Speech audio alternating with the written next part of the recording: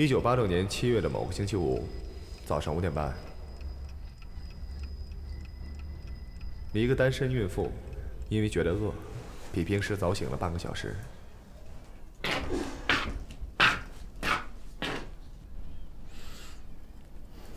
她开了一罐平时舍不得吃的水果罐头，当然一口都吃不下。这时她才发现自己的羊水破了。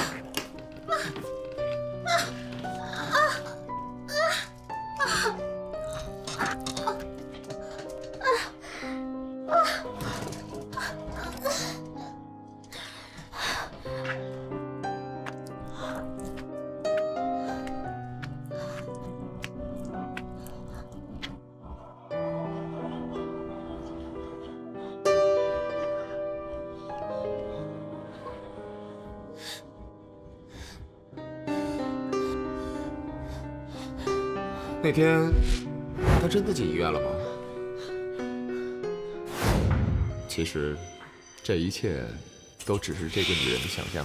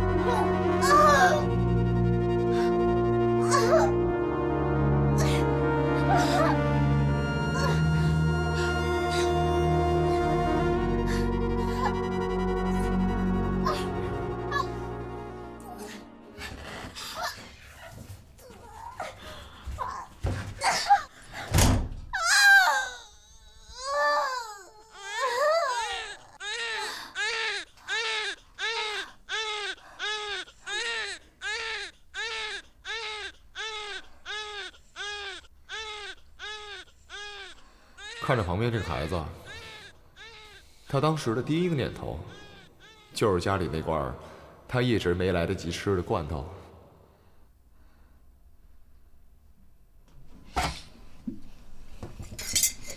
这个母亲特别喜欢吃罐头，从此之后，她舍不得吃，全都给了她的孩子。在那个激情澎湃的时代，她希望他能赶快长大，并且与众不同。而他确实和别的孩子不一样。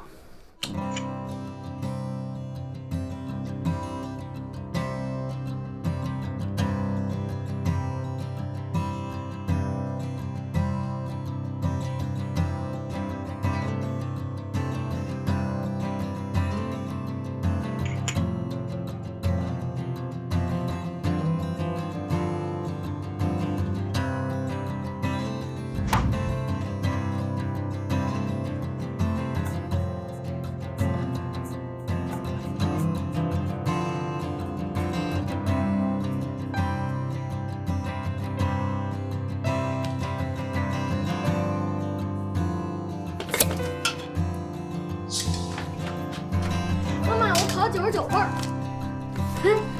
，99。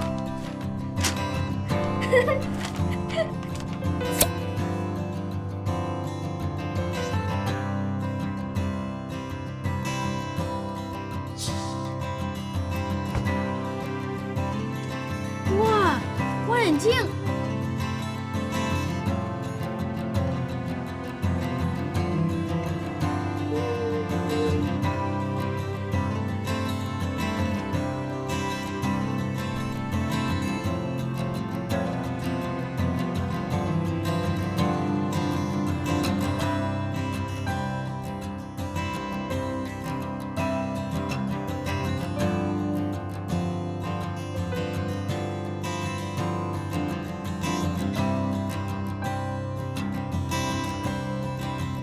你们知道吗？天上的彩虹是由阳光集齐了7种最美的颜色，组成了彩虹，把乌云赶跑了。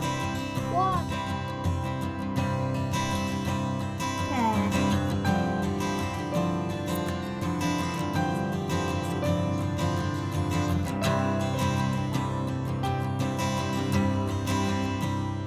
哎，好嘞，妈妈小小，来来来，对，就这样，哎，不要动啊，就这样，往这儿站一点，来，对，宝宝往里站一点，好嘞，别动啊。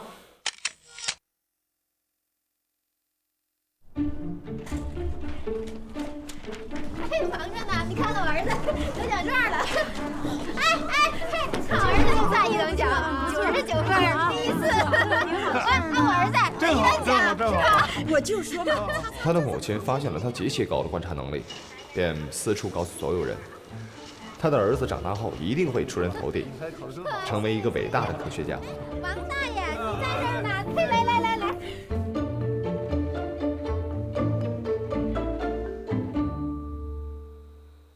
他怎么也没有想到，本应该成为伟大科学家的儿子，却意想不到的成了一个偷窥狂。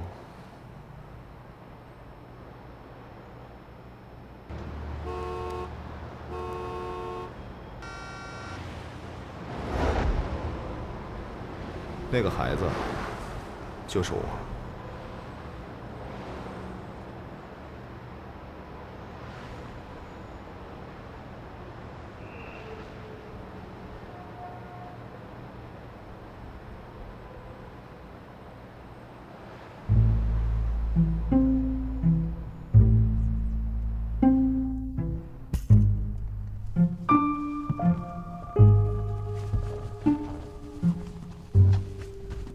等一下，怎么了？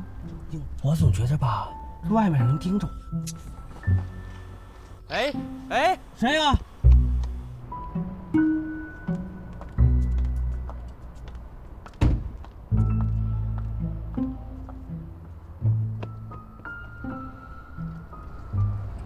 小姑娘，再帮我一个忙。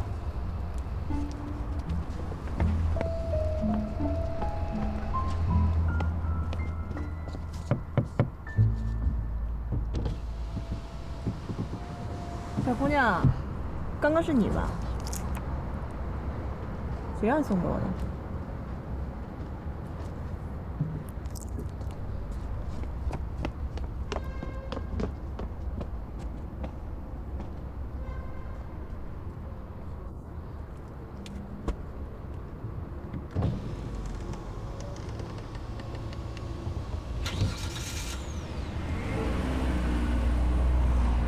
对于偷窥这件事儿，我从来都没有过负罪感。我知道很多人偷窥是为了色欲，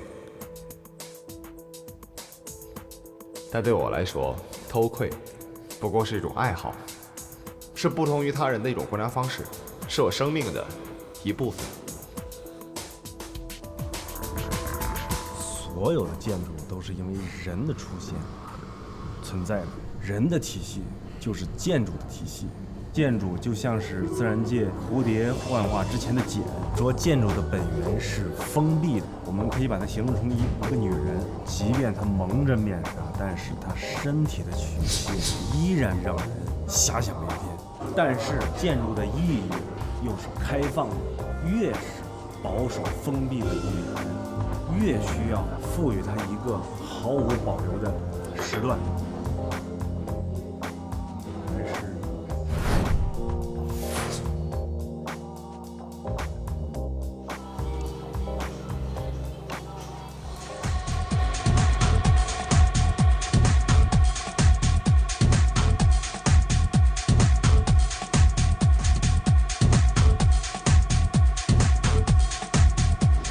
这是钱进，我好哥们儿，一个不折不扣的富二代。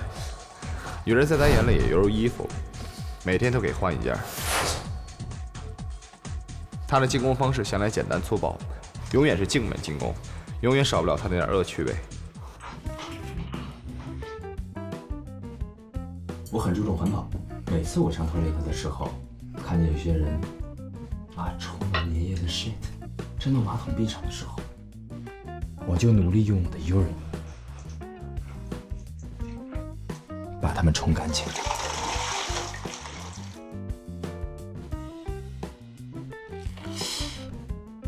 因为我不希望让保洁阿姨每天都那么麻烦的去打扫他们那些屋。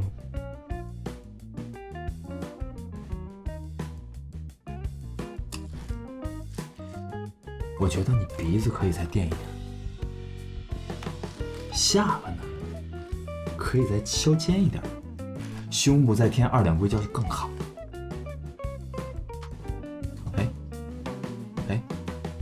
哎 ，no，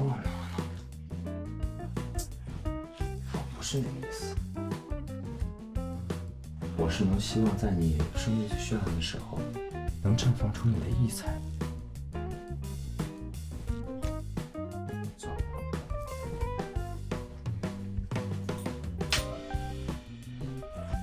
这些东西并不妨碍。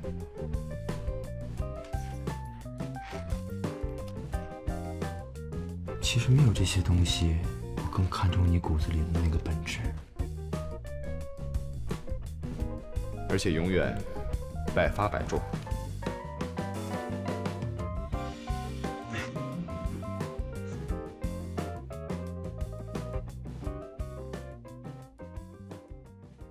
这个我偷拍的男人是一个三流美术学院的教授，不幸的是，我是这个三流教授的学生。你叫什么？理查，除了画画，你还有什么别的爱好？看电影算吗？你最喜欢什么电影？后窗。希区柯克。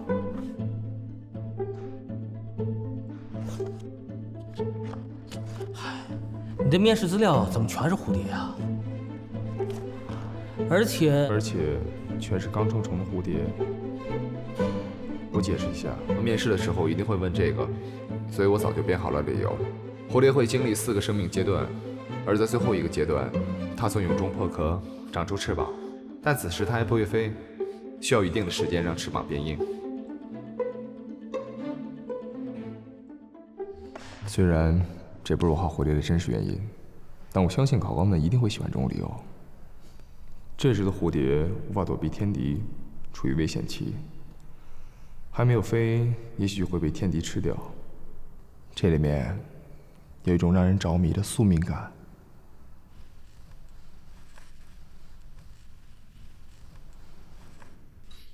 说的没错吧？不过要说我画蝴蝶的真实原因，其实和我小时候的经历有关。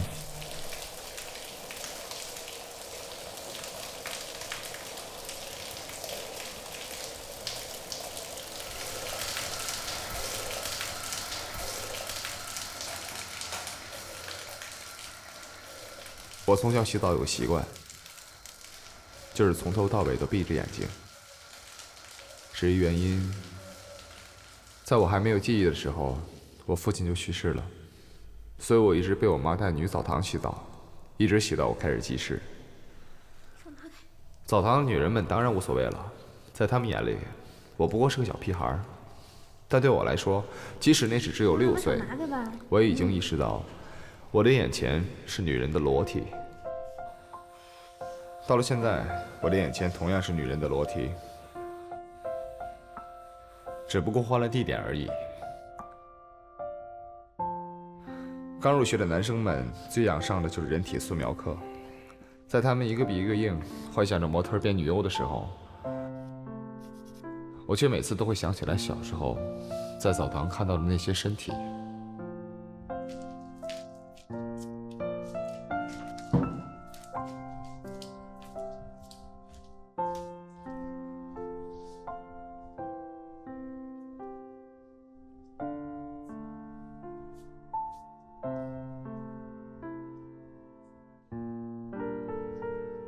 在这等妈妈，不准乱跑啊！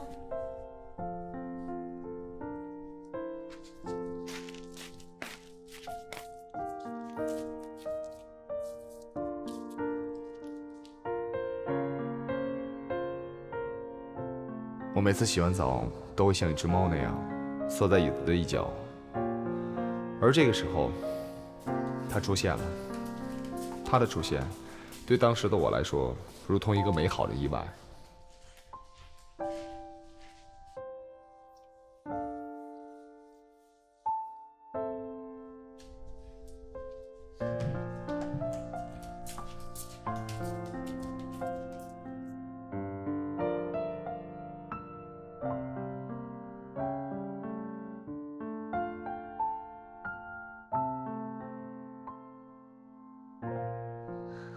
它才是我一直画蝴蝶的理由。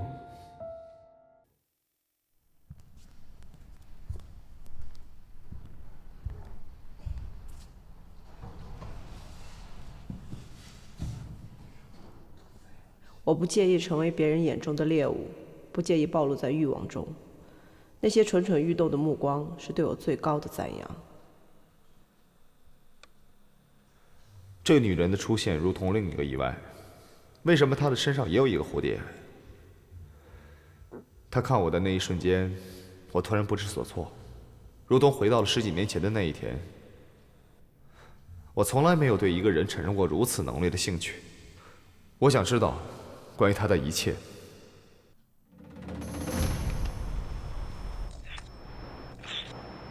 如果说每个人的前世都是一种动物的话，我上辈子一定是一只猫，因为我习惯于在暗地里偷窥别人。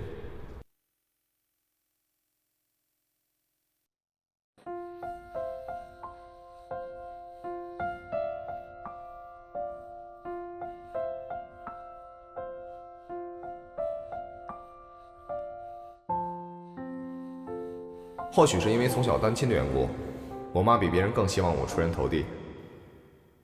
自从见到那个女孩，我在作业本上画了无数只蝴蝶。我妈认定我一定能成为一名画家。从那天起，我再也没有去过女澡堂，但我对那个蝴蝶女孩始终念念不忘。李强，你画什么呢？不让你画，你一天天脑子里寻的什么玩意儿你呢啊？让你画。我决定要找到她。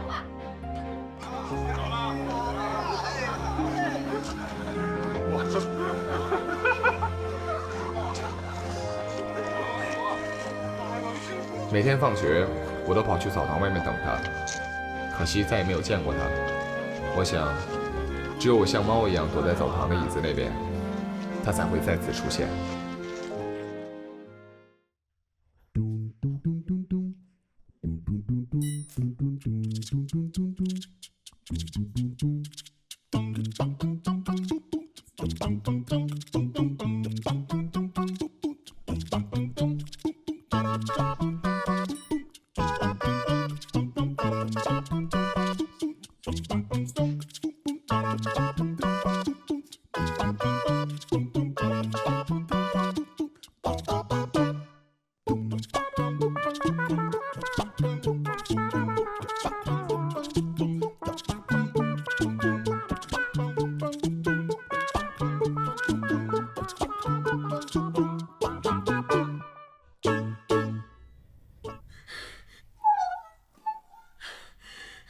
我之所以不哭，是因为我一直在想，为什么他再也没有出现过？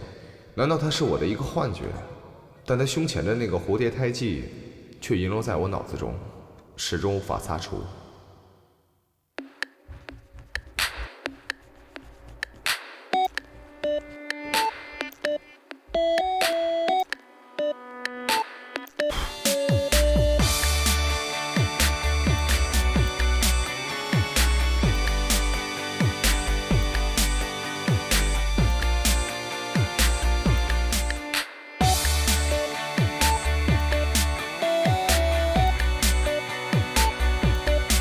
我的整个童年都在寻找它，直到小学毕业，我甚至用毕业典礼上发言的机会寻找它。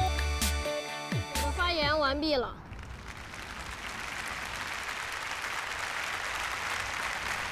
最后我想说的是，哪位女同学的胸上有一个蝴蝶胎记？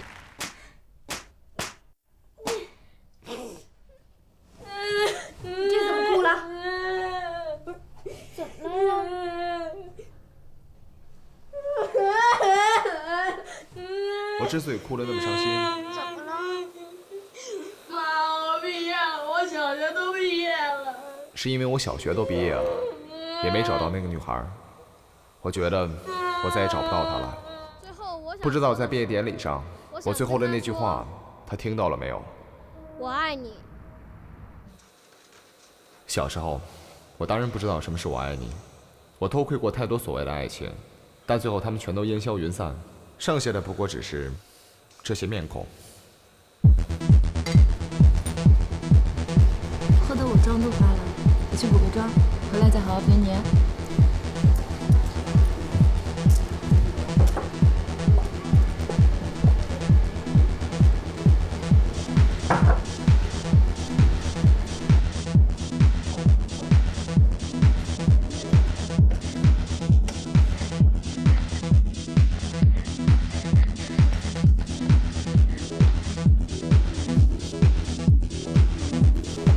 即使像钱进这样的人，也有自己的痛苦。所有的姑娘都想成为这把钥匙的主人。这也太吵了，我们出去兜风吧。酒都没喝完，兜什么风？再来一瓶。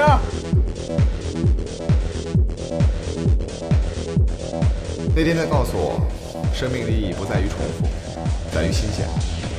这游戏已经玩到头了，小姨我没兴趣了。他竟然还有玩到头的时候。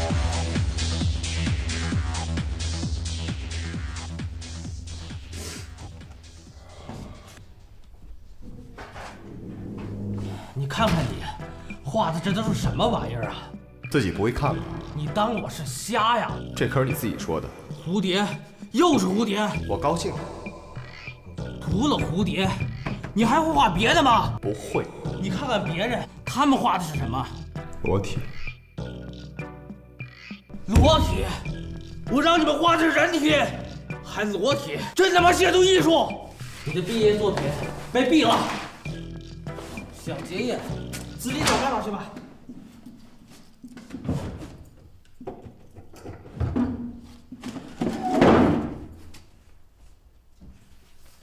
你小子还想结业？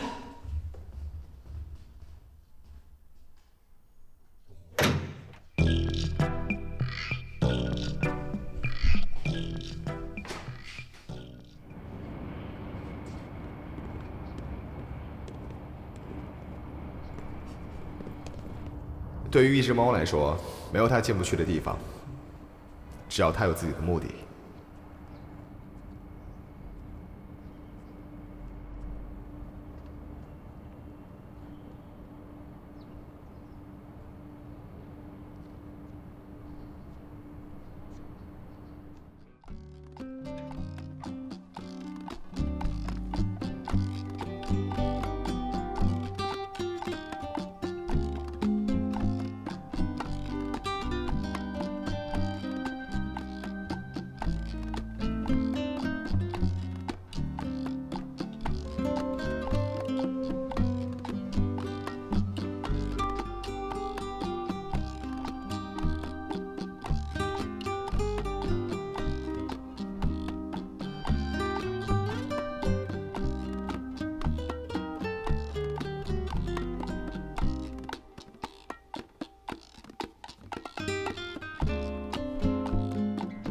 我的目的当然不是为了结业，而是这个小琴。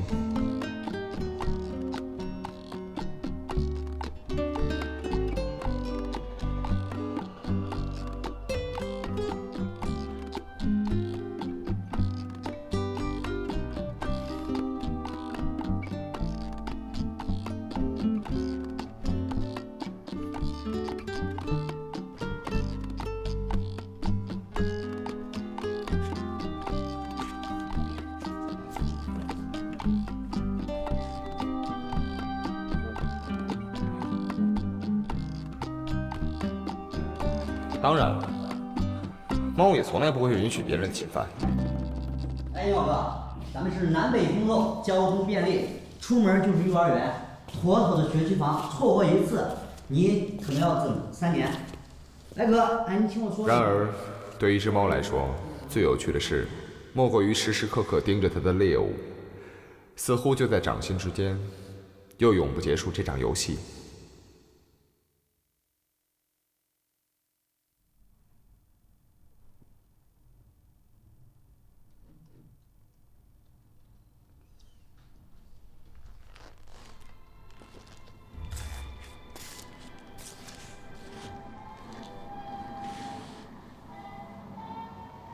这是我最喜欢的电影。当我第一次看到这部电影的时候，小学还没有毕业，正在想尽办法寻找那个女孩，而这部电影给了我灵感。我知道我妈想让我出人头地，所以我告诉他，我想当一个天文学家。儿子，你最棒！好了，早点睡吧。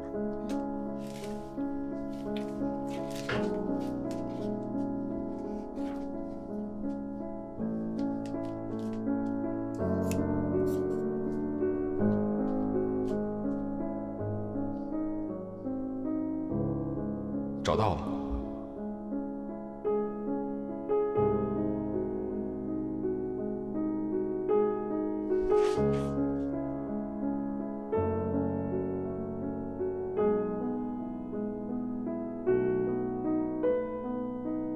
晚上8点1刻出门。他要去哪儿？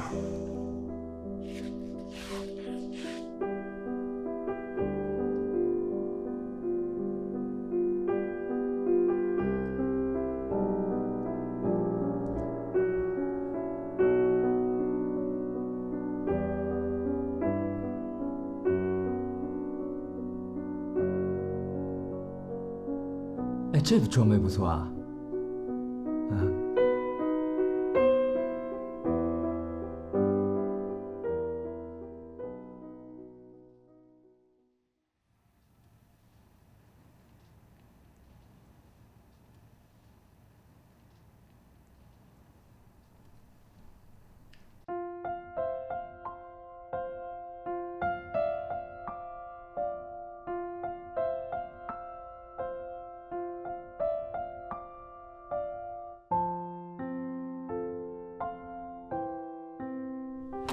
愣什么呢？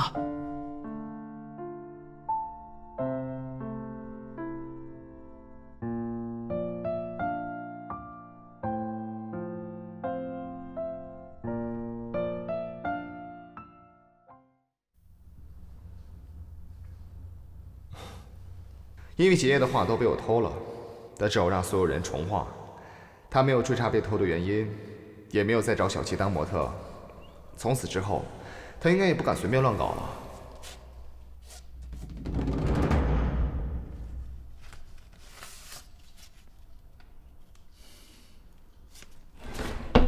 就这件吧。是衣服吗？怎么不是衣服啊？大小姐，咱们可是去夜店。我还是这件吧。也行，不过咱们要……讨厌！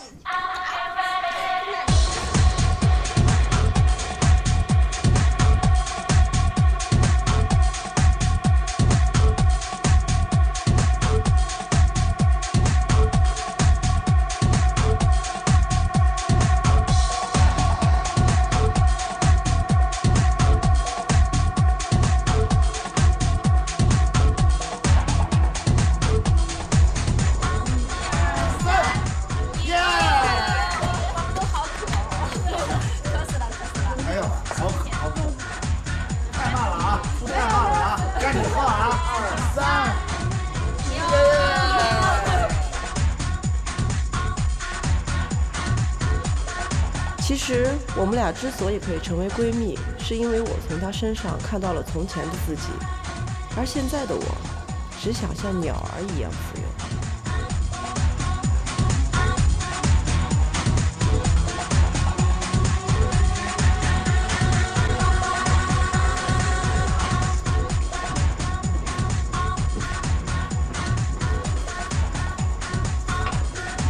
前进。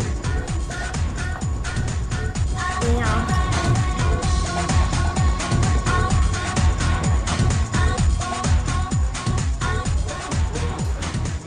女朋友很奔放，但是你很特别。不过我就喜欢这样。这里不知道有多少人想要这个东西，不过它今天归你。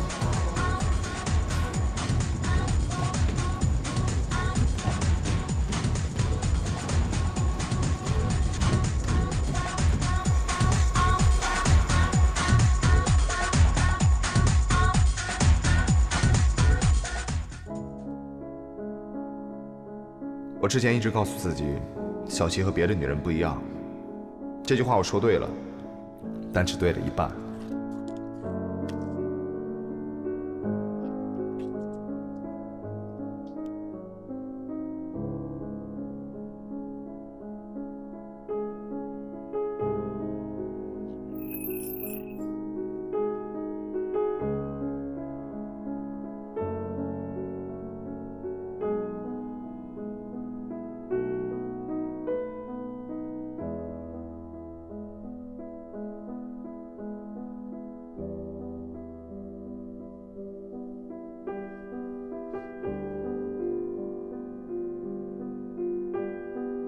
这个人不是小七男朋友。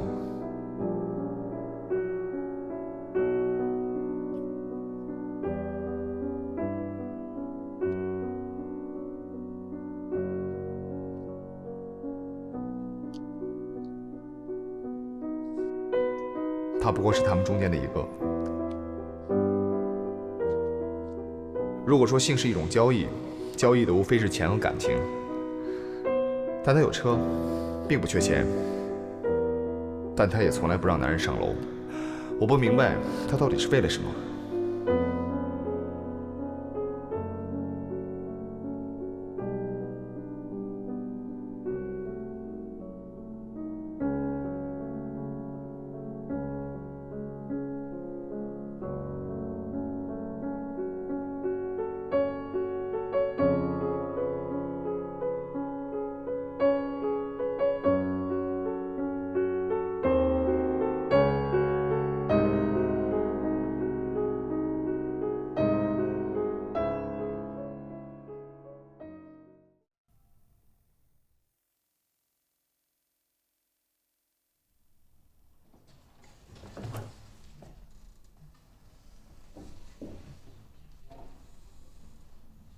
理查，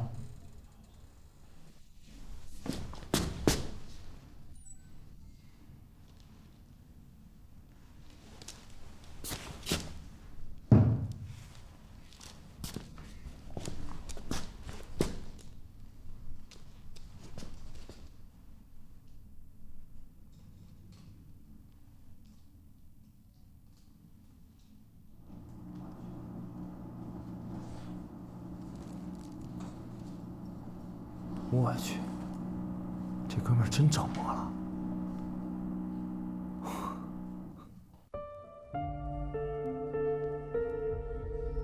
小七只和男人在这辆车里亲热。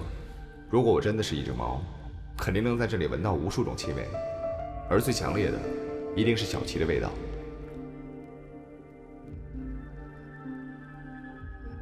每当夜深人静的时候，我就会像一只猫一样钻进小七的车里，幻想着和他发生的一切。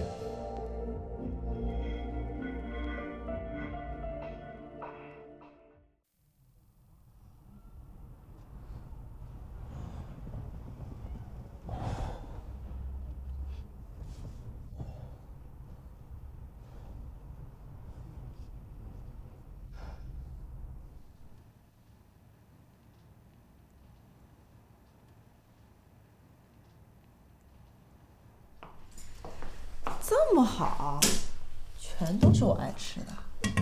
那是。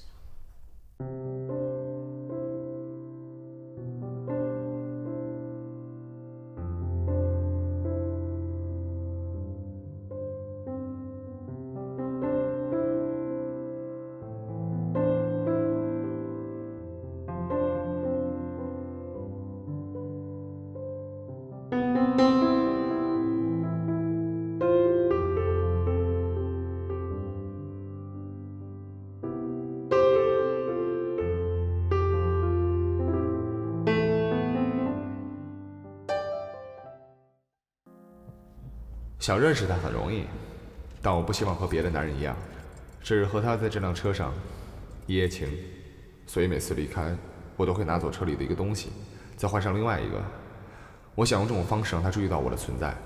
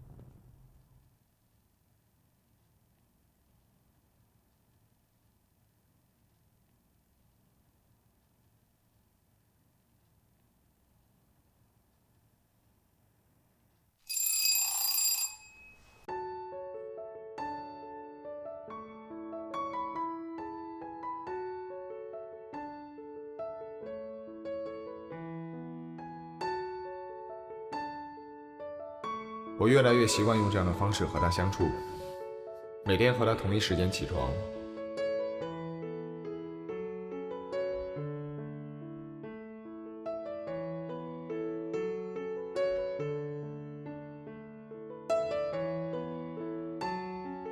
一起吃早饭，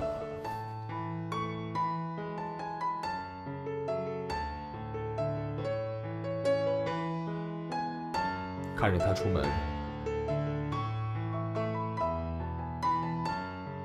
等着他回来。他已经成了我生活的一部分，只不过他并不知道。蝴蝶一生会经历4个生命阶段，而最后成为蝴蝶的这个阶段，却只剩下几天的生命。我突然萌生了一个冲动，我决定不再等了。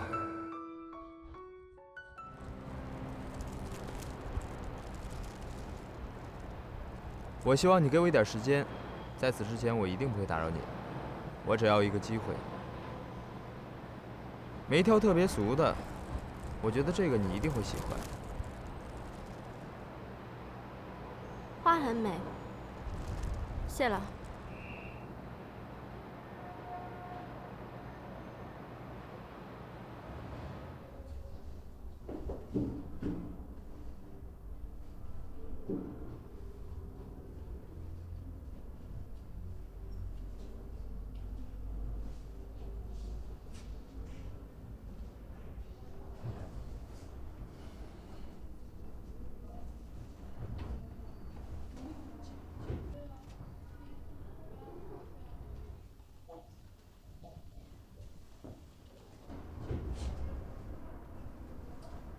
大家都静一下。这位是？哦，理查。这位理查同学是美术学院的，来咱们这儿写生，大家都没问题吧？我在筹备我的毕业作品，打扰各位了。好了，咱们开始。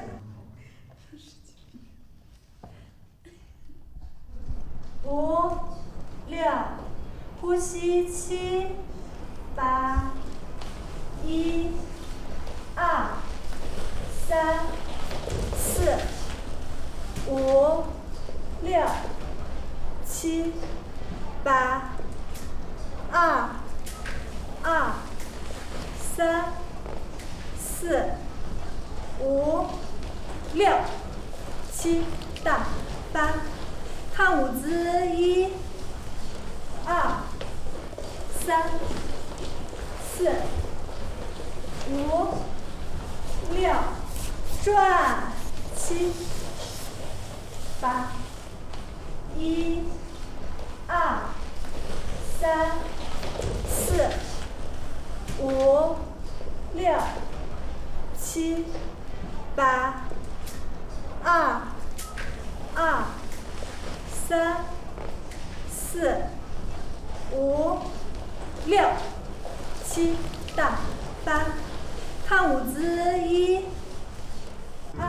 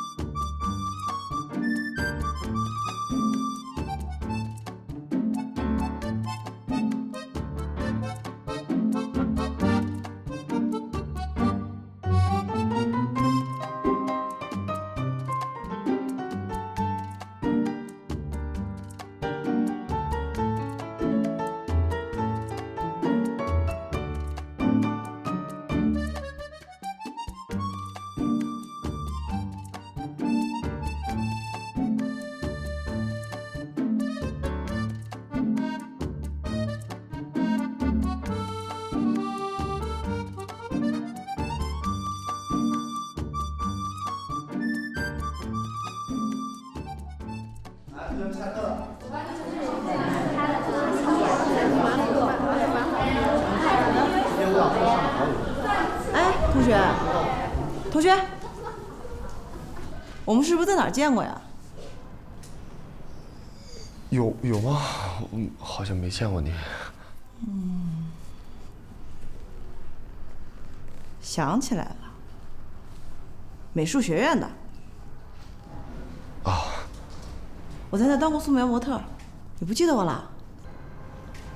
素描模特太多了，我没什么印象。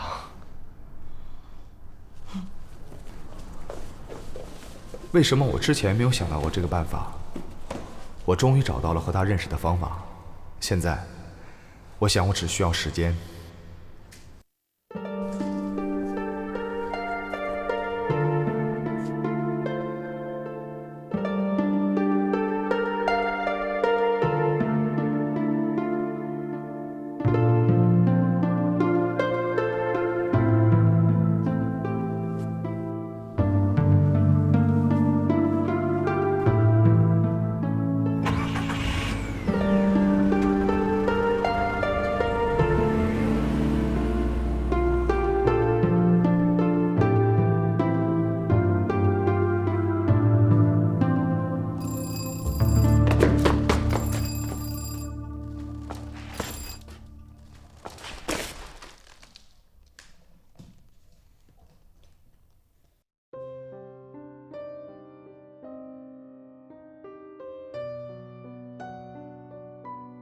为什么？之前他从来没让男人上过楼。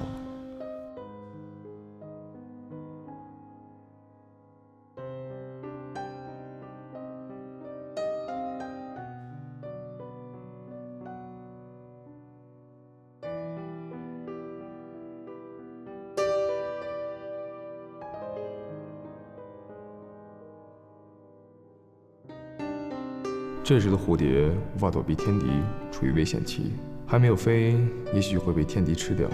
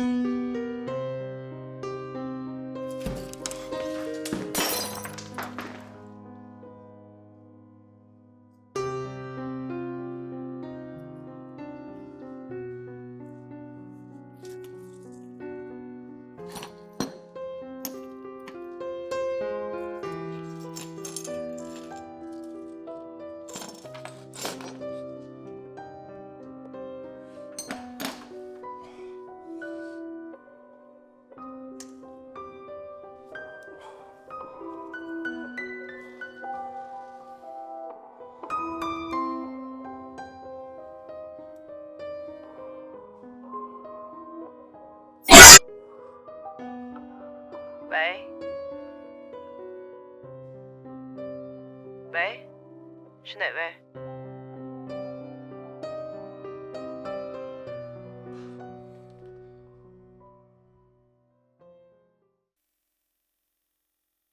这是另外一部关于偷窥的电影，里面有一幕和现在一模一样，但是现实永远不是电影。我突然觉得我所做的一切，幼稚的好像一个笑话。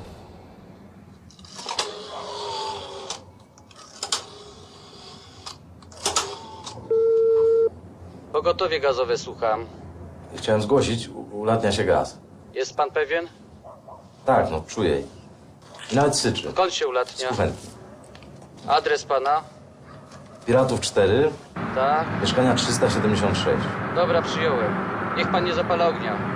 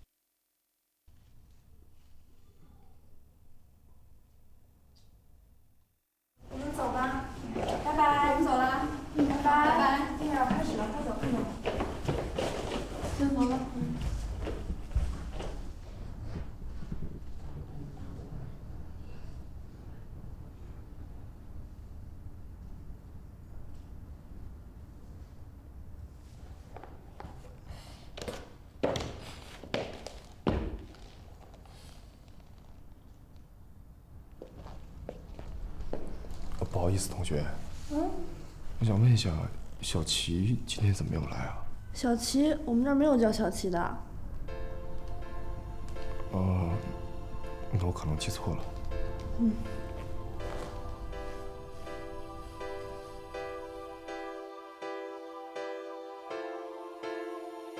一切都是幻想，我连他真名都不知道。我幻想着他和别的女人的不同，幻想着他一起生活，幻想着她是我从小寻找的那个女孩。我明知道这一切都是幻想，但是我却无法从中脱身。我洗澡总是闭着眼睛，这是我从小的习惯。而闭着眼睛，人很容易陷入幻想。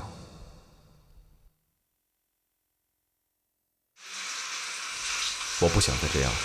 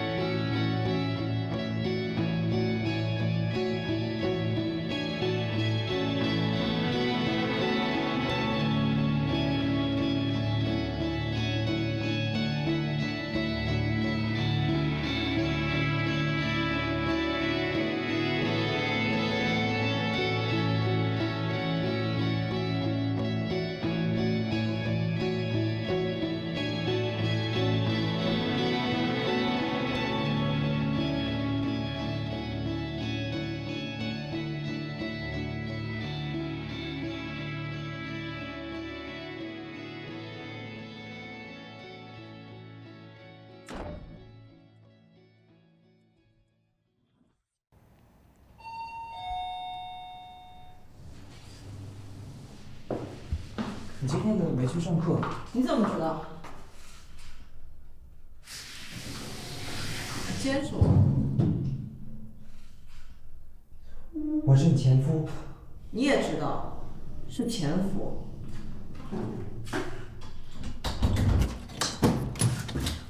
你最近到底怎么了？我最近不舒服，你走吧。你怎么不让我进去？屋里是不是有人？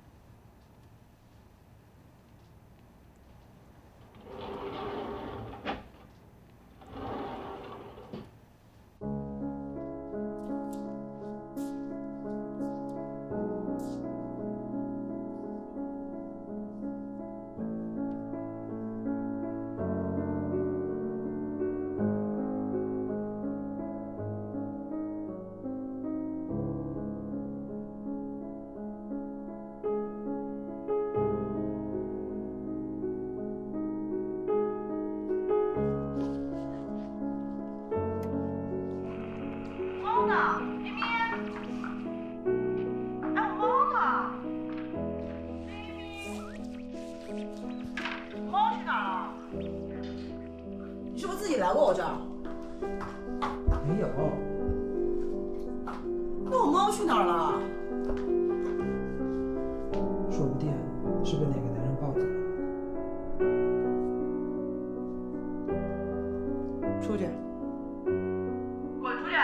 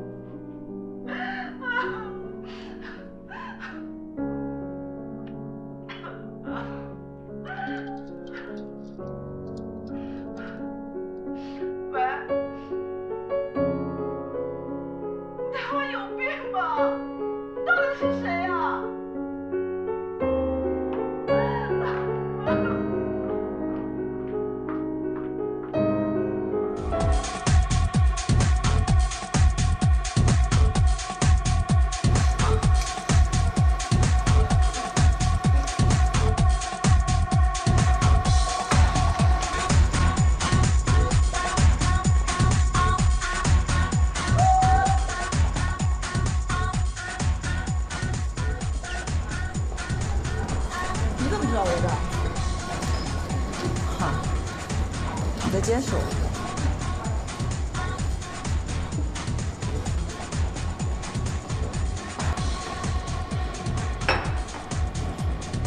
你的猫在我这儿。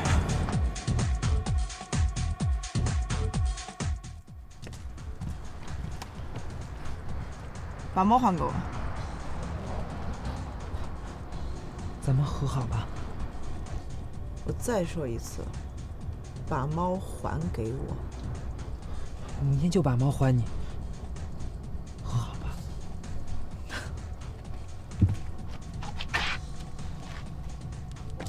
还有，别再监视我了。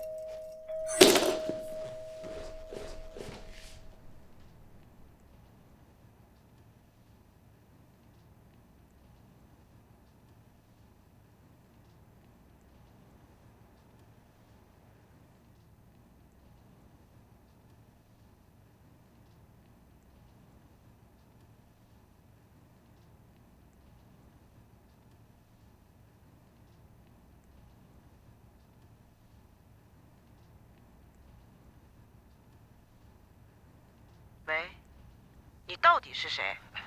谁的电话？不知道，骚扰电话，打了好多次了。挂了吧，别管他了。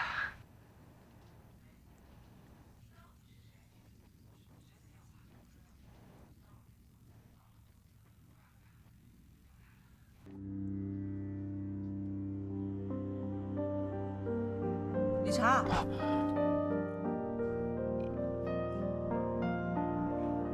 你怎么了？不舒服啊？没有。我们下课了。哦，好了，这就好。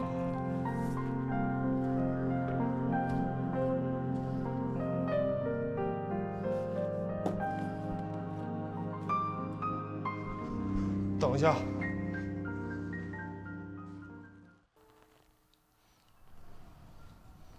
那只猫不是你的。你说什么？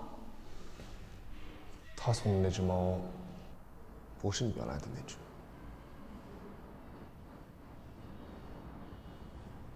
他送我的那只猫？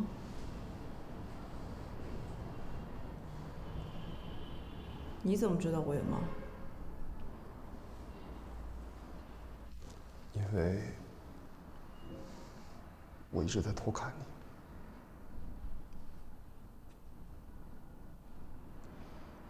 我住在你家对面。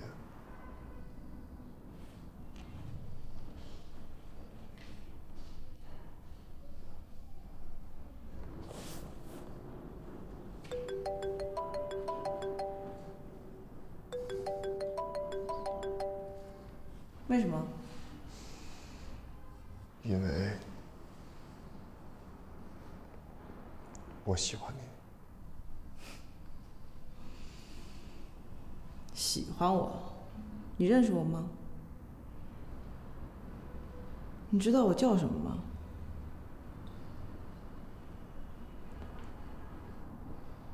你知道我已经结过婚了吗？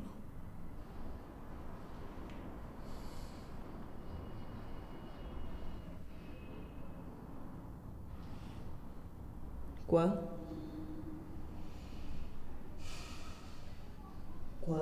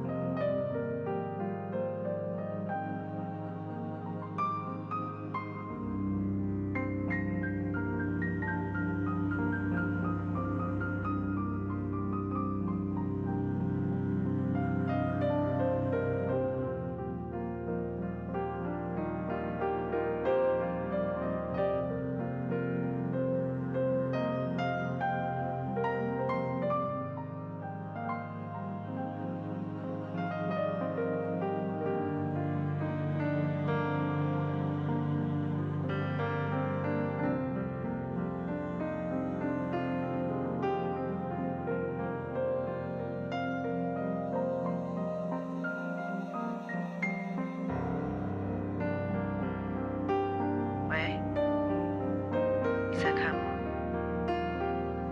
不说话的话，我就挂了。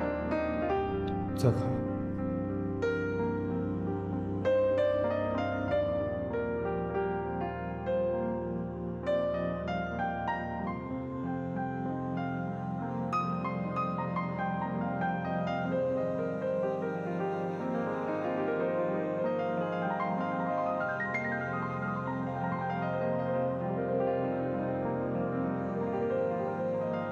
你是看到公主了？睡。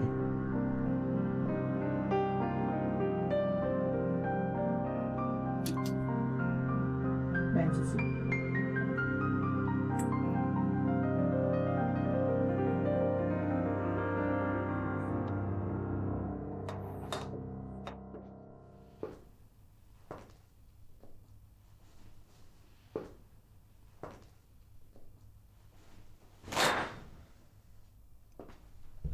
你要干什么？你不觉得这样很刺激吗？我就想这样来一次。等一下。怎么了？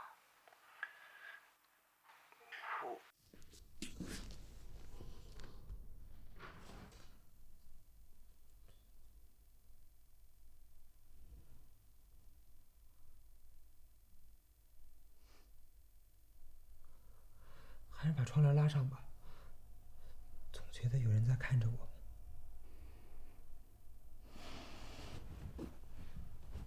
没错。什么意思？是有人一直在看着我们呀。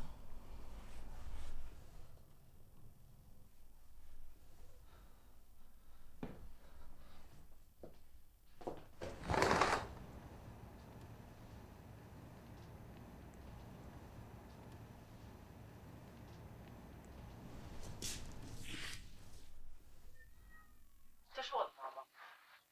当然是了。骗子！拿着你的猫。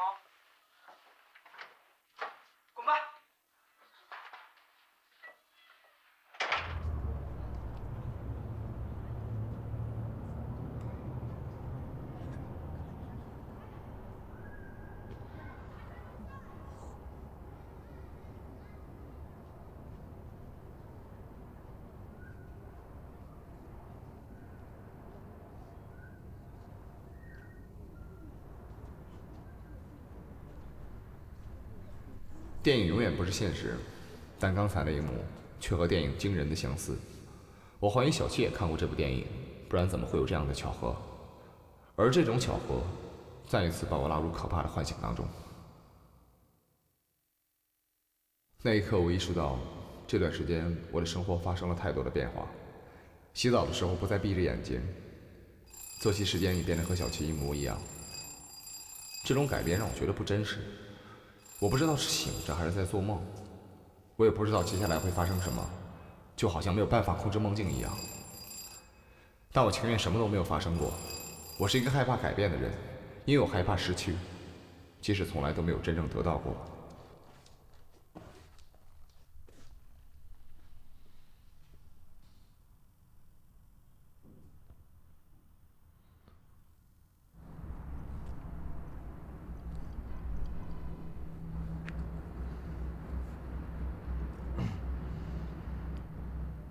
最后我想说的是，我爱你。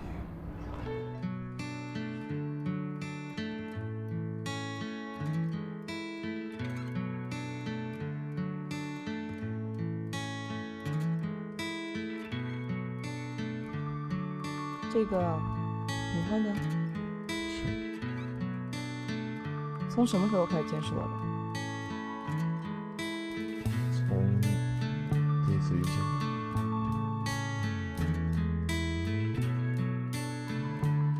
我做素描模特那一次啊？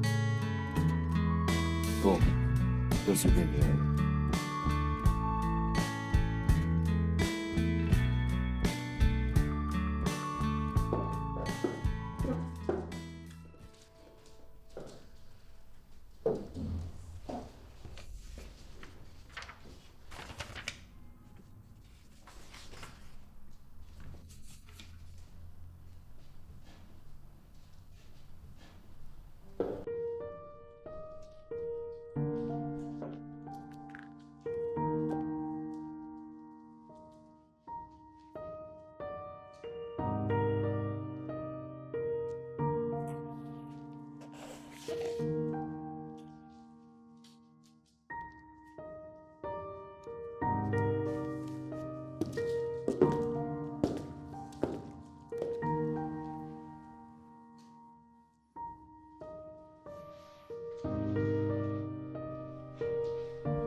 你每天都这样看着我回家吗？每天晚上凌晨1点，你都会开车回来。看着我在车里和别的男人，那个。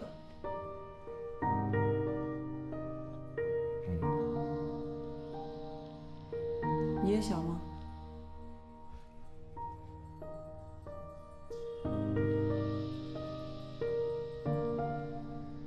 为什么要监视我？因为不要说你喜欢我。你长得很像我小时候想找的一个女孩。我没有骗你。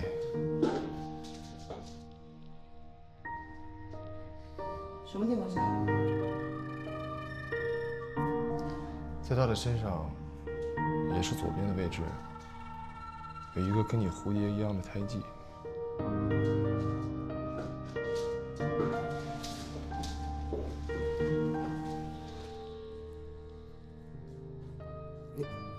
你干什么？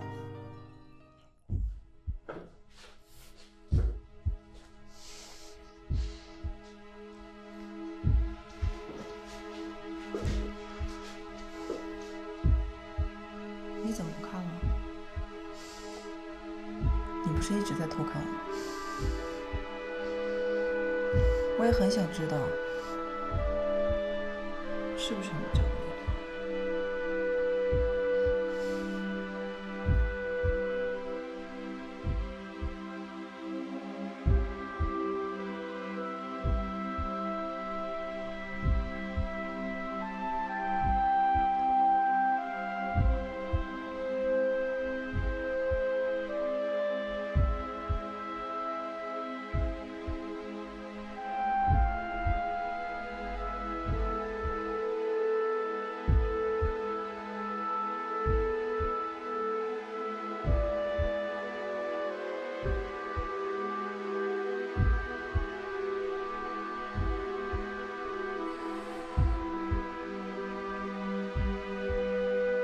说你要找那个女孩吗？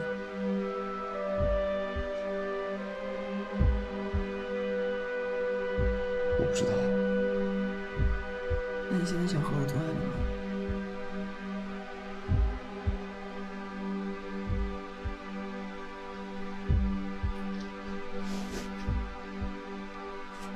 我最讨厌别人监视我，你知道吗？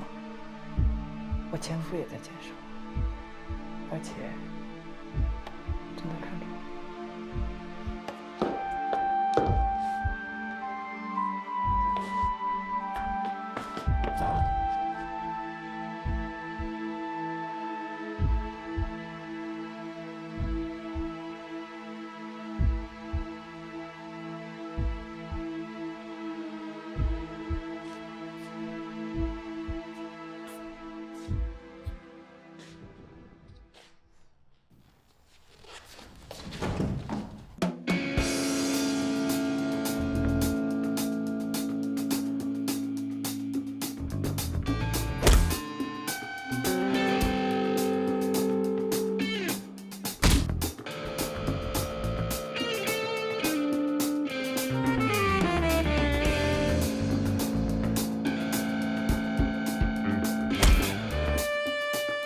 我出于本能的开始还击，站起来呀！但让我没有想到的是，他哭了。我后来知道，他之所以哭，不是因为我的这一拳，而是因为他自己懦弱。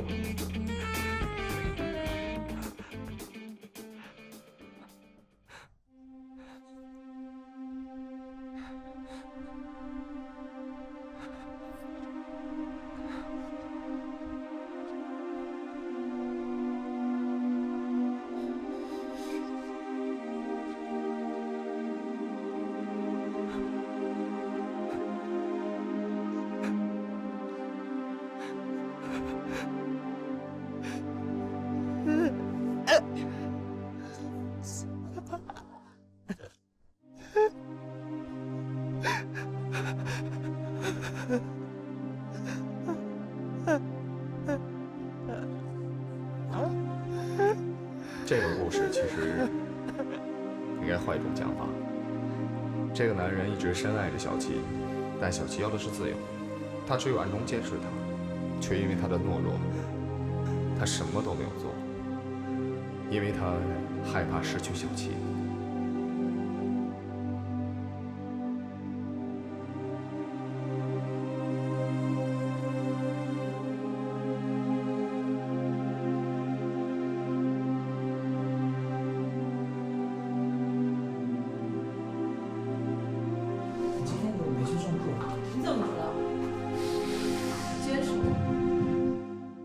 我是你前夫，你也知道，是前夫。我最近不舒服。小琪早已厌倦了这个男人的懦弱，但他却迟迟没有行动。于是小琪变本加厉，一次次地刺激着这个男人的尊严。这是一个监视者和被监视者的游戏，我的出现不过是这个游戏中的意外。是不是自己来过我这儿？没有。那我猫去哪儿了？你的猫在我这儿。把猫还给我！我说了，把猫还给我。其实小琪才是一只猫，因为猫不会被人控制。小琪所做的一切，不过是在享受这个游戏。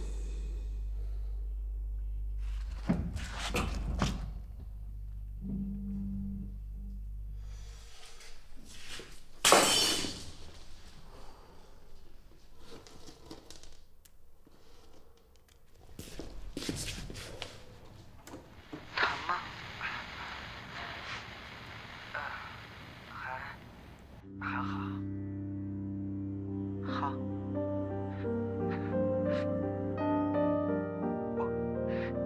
我就这样吧。我经常看到人哭，但只看到过小琪哭过一次。那次他的猫丢了，也许在小琪的眼中，这个男人还不如一只猫重要。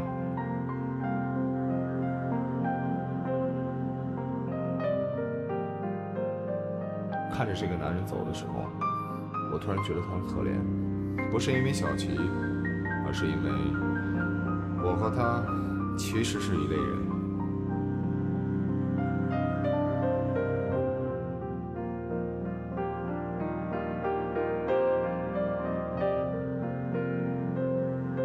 我们同样监视着小七，同样活在某种幻想里，同样害怕改变和失去，即使从来都没有真正得到过。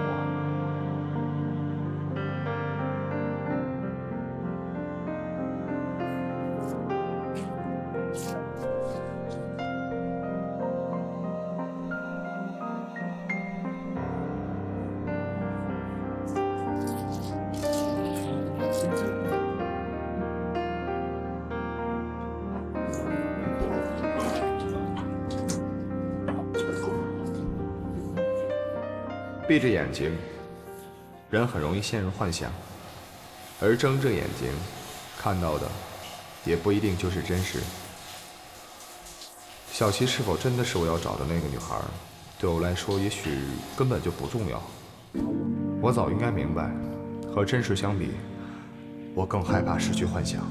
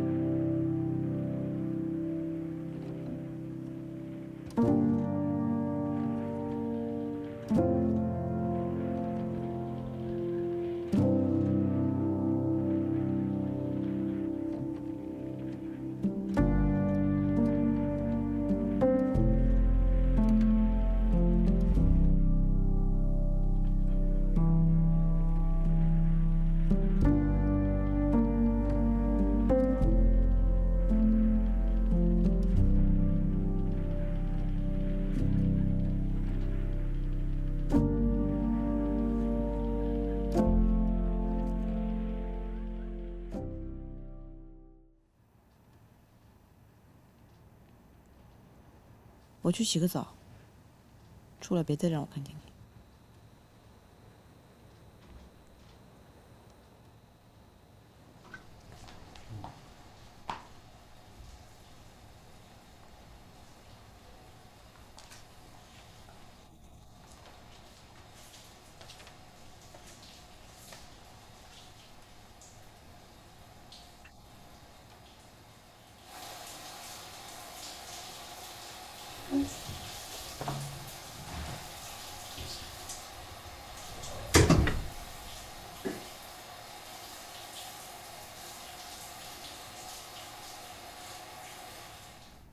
幻想还是真实？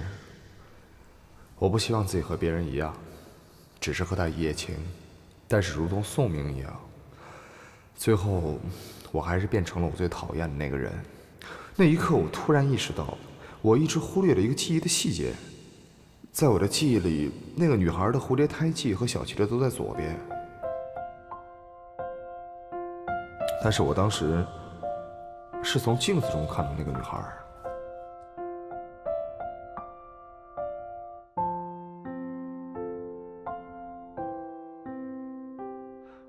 她的胎记其实是在右边。